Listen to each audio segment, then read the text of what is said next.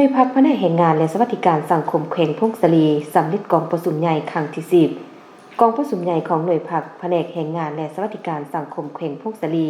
ได้ดำเนินขึ้นอย่างเป็นทางการในตอนเช้าของวันที่15พฤษภาคม2025นี้ที่ห้องประชุมโรงเรียนเทคนิควิชาชีพแบบผสมแขวงพงศลี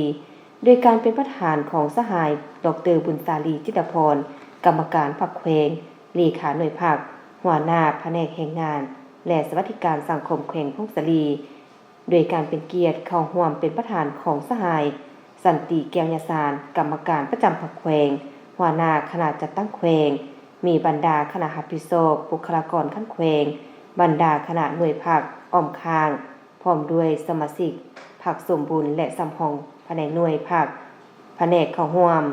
ในกองประชุมสหายนางวันยันสนาคณะพรรคหัวหน้าประกันสังคมแขวงได้ผ่านมติตกลงของคณะประจำพรรคแขวงว่าได้การอนุมัติดำเนินกองประชุมใหญ่สมาชิกพรรคสมัยที่10ของหน่วยพรรคแผนกแรงงานและสวัสดิการสังคมแขวงพงศลีและผ่านมติตกลงแต่งตั้งกองเลขาบันทึกกองประชุมจากนั้นสหายดร.บุญสาลีจิตรพรกรรมการพรรคแขวงเลขาหน่วยพรรคหัวหน้าแผนกแรงงานและสวัสดิการสังคมแขวงพงศลีได้กล่าวเปิดกองประชุมใหญ่ครั้งที่10ของหน่วยพรรคแผนกแรงงานและสวัสดิการสังคมแขวงพงศลีพร้อมทั้งผ่านบทรายงานการเมืองทั้งสองภาคซึ่งในระยะ5ปีผ่านมา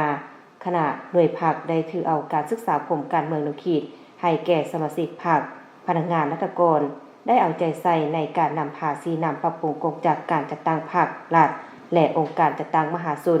ให้กระทัดรัดมีความเข้มแข็งโดยการสร้างแผน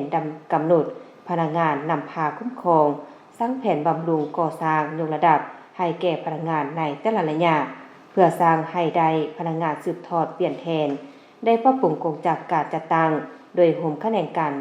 เข้ากันจาก6คะแนนลงมาเป็น4คะแนนและ1ห้องการซึ่งปัจจุบันขณะหน่วยพรรคประกอบมี3สหายหญิง1สหายมีสมาชิกพรรคทั้งหมด37สหายหญิง20สหายสมบูรณ์31สหายหญิง17สหายสำหอง6สหายหญิง3สหายจากนั้นสหายทองศรีอรัญญสารห้องเลขาหน่วยพรรคของหัวหน้าแผนกแรงงานและสวัสดิการสังคมแขวงพงศลีผ่านบทแผนพัฒนาเวียกงานแรงงานและสวัสดิการสังคมแขวงการจัดตั้งปฏิบัติเวียกงานแรงงานและสวัสดิการสังคมแต่ปี2021 2025และวางทิศทางแผนการแต่ปี2016 2030จากนั้นสหายดร.บุญสาลีจิตรพรกรรมการพรรคแขวงเลขาหน่วยพรรคหัวหน้าพนักแรงงานและสวัสดิการสังคมแขวงพงศลีผ่านห่างบทสำรวจการนำพารวมของคณะหน่วยพรรคแผนกแรงงานและสวัสดิการสังคมแขวง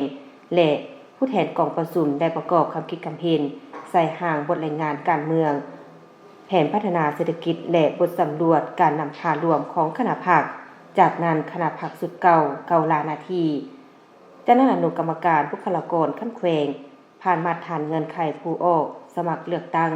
คณะพรรคแผนกแรงงานและสวัสดิการสังคมแขวงพงศลีสุดที่10พร้อมทั้งผ่านมติตกลงบุคลากรที่จะออกสมัครเลือกตั้งคณะหน่วยพรรคแผนกแรงงานและสวัสดิการสังคมแขวงพงศลีสุดใหม่จากนั้นสหายสันติแก้วยาสารกรรมการประจำพรรคแขวงหัวหน้าคณะจัดตั้งแขวงของหัวหน้าคณะบุคลากรคันแขวงได้มีคำเห็นทิศซีนำต่อการเลือกตั้งคณะพรรคแผนกแรงงานและสวัสดิการสังคมแขวงพงศลีสุดที่10พร้อมทางดำเนินการปอนบัตรคัดเลือกเอาคณะพรรคสุดใหม่โดยเป็นเอกภาพการคัดเลือกเอาสหายดร.บุญสาลีจิตรพรเป็นเลขา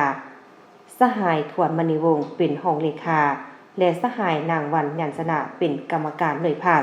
ทางเป็นประธานกวดการหน่วยพรรคและสหายทองสวรรค์ลีวงคำเป็นห้องประธานกวดการ